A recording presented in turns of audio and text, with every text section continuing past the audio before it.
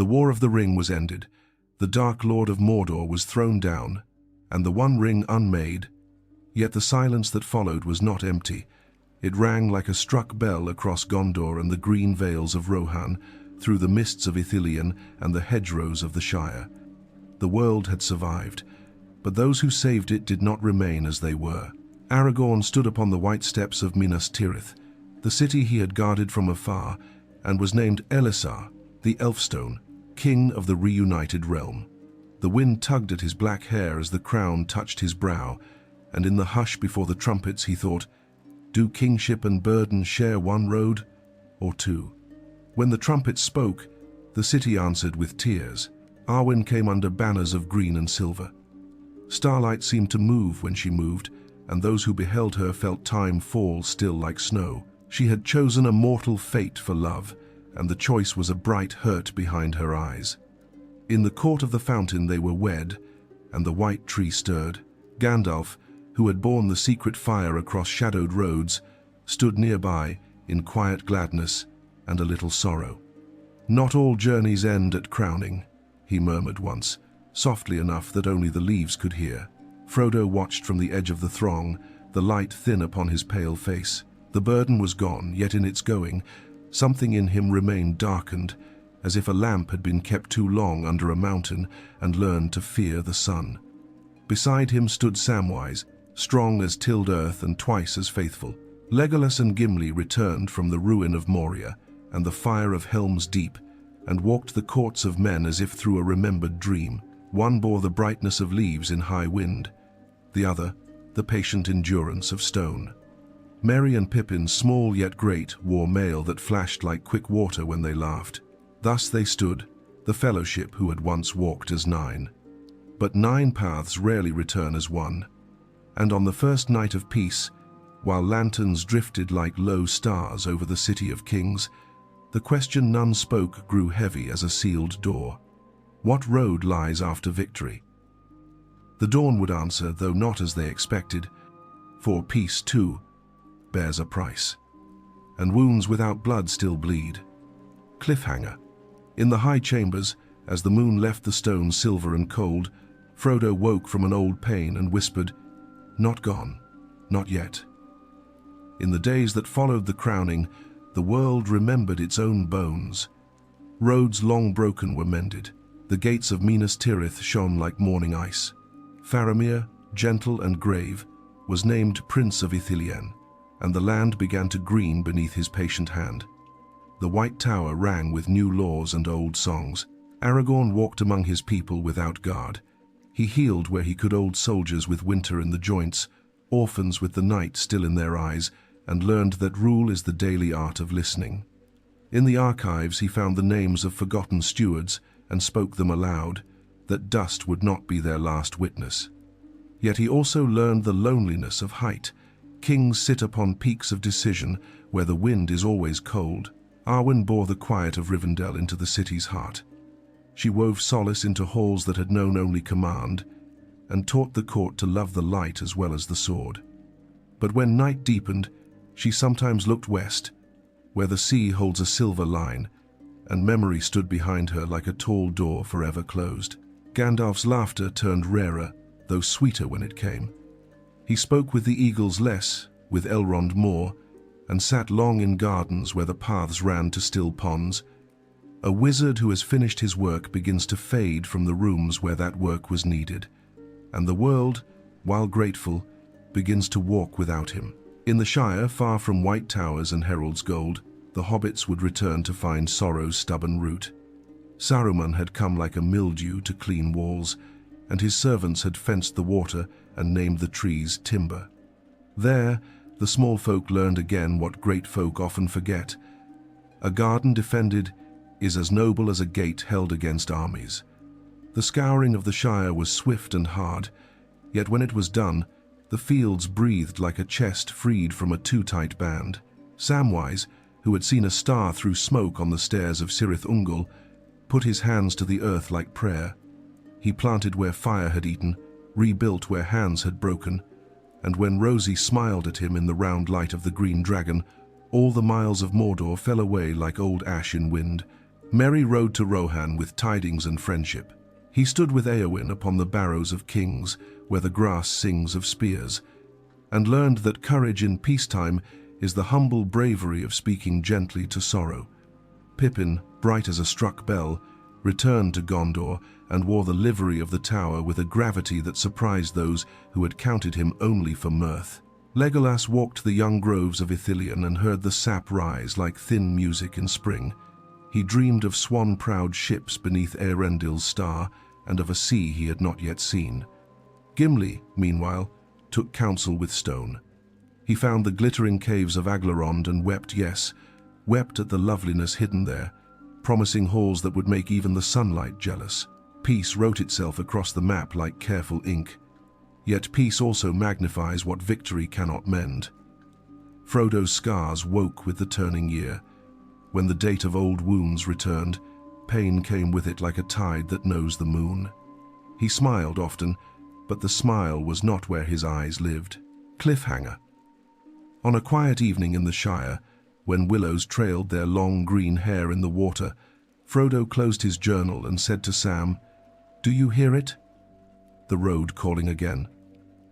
Autumn gilded the Shire, and the smell of apples filled the lanes. Samwise had a garden, and Rosie had a laugh that gathered windows like sunlight gathers bees. Little Eleanor held Frodo's finger in her tiny hand, and for a moment he felt anchored to the good earth. But the moment passed like a bright fish beneath a shadowed bank. "Mr. Frodo," Sam said one afternoon, kneeling among the marigolds, "the worst is gone. We're home." Frodo listened to the wind comb the grass. "Home is not a place only, Sam. Sometimes it is a time, and that time is no more. In Minas Tirith, Aragorn settled judgments with the patience of rocks and the mercy of rain. He walked at night with Arwen and spoke of children yet to come, of libraries to be rebuilt, of roads to be healed between nations. Yet when sleep would not obey, he climbed alone to the high wall and watched the stars with an old ranger's longing for the silent companionship of the wild, for the simple clarity of a single, perilous task. Legolas brought elves to Ithilien, and the land brightened as if the morning had decided to dwell there. He sang to saplings by starlight, and their leaves answered with a sheen like dawn upon steel. But often his song turned seaward, thin and restless. Gimli heard it and said nothing, and began drawing plans for pillars that caught and kept the sound of running waterstone that could remember a friend's longing and soften it. Merry and Arwen spoke of the white downs of Edoras, where horses dream. Pippin told tales in the barracks that turned grief aside without mocking it, and in quiet moments stood before the white tree, thinking of a guard's oath that does not end when the war does. Gandalf lingered at the havens of the south, listening to gulls like knives of sound in bright air. "The world is well tended when its keepers learn to let go," he said to a watchman, who did not fully understand but felt comforted all the same.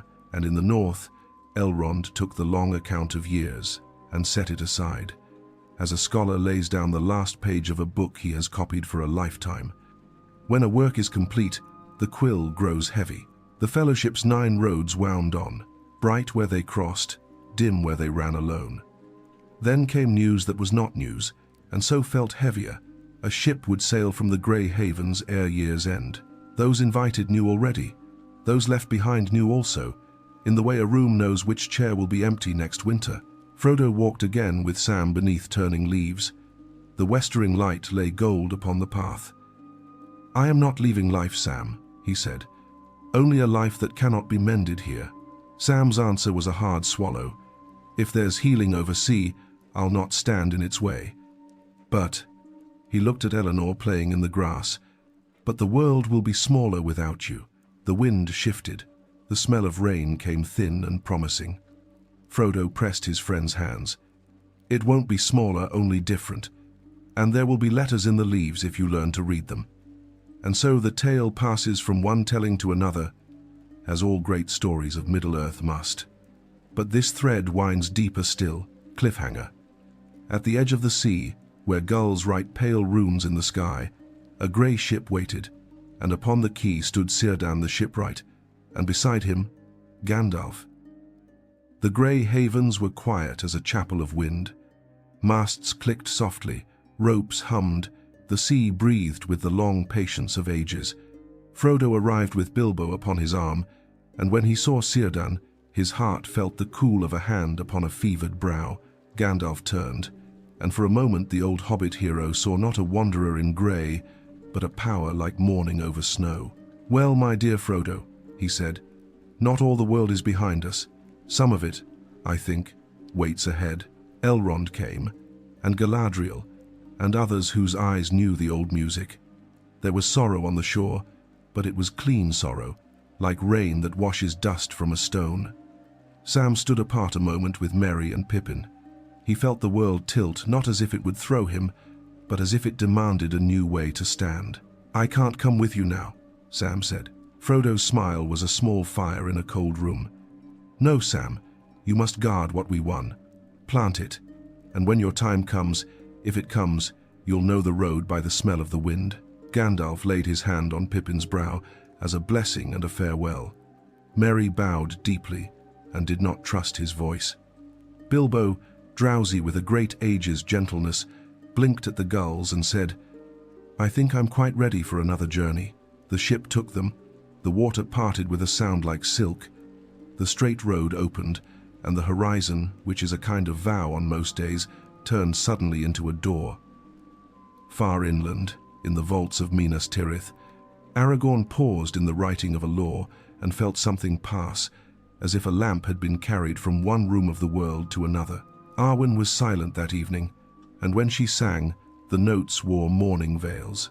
In Ithilien, Legolas listened, and in the slow rhythm of leaves he heard the sea more clearly than he had ever heard it before. "One day," he told Gimli. "Not today, but one day." Gimli grunted, then smiled beneath his beard. "If there's a harbor for elves, they can spare a corner of a bench for a dwarf. I'd see this light you won't stop humming about." Years rolled like quiet wheels. The king and queen had joy a son, then daughters, and the realm learned the long discipline of peace. Merry returned to Rohan and wore honor lightly. Pippin served Gondor until grey touched his curls. Sam became mayor. Again and again, and the words well-ordered and well-loved were said so often in the Shire that they began to mean the same thing. When Rosie's last spring passed, Sam looked west. He left a book upon the table where little Eleanor's hands would find it, and went down to the havens, and the sea took him also, ring-bearer in after days, permitted at last to seek a sorrow's healing. Legolas built a ship of grey wood that carried the scent of Ithilien even upon the tide, and when it was set, he turned to Gimli. "Shall we see if the West keeps its promises?" "Aye," said the dwarf, his eyes bright as new iron.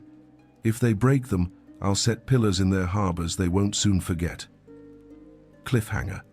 And so the sea bore them, elf and dwarf together, toward a light men name in songs and seldom in maps. But far inland, beneath the white trees' hush, Aragorn felt the year grow old and the hourglass turn. A long summer later, when the first cool hinted under the eaves of evening, King Elessar of the reunited realm stood upon the walls and watched the lamps blink, one by one, in the houses of his city. He had ruled wisely and long. He had made peace a habit, not a miracle. Children who never saw war climbed the 7 circles with bread in their hands and songs in their mouths. He went then to the house of the kings, and his friends were with him in likeness, if not in life. On the stone lay a white crown, in his hand Andúril, flame of the west, resting as gently as a memory. Arwen entered, quiet as twilight. Her eyes were deeper than night.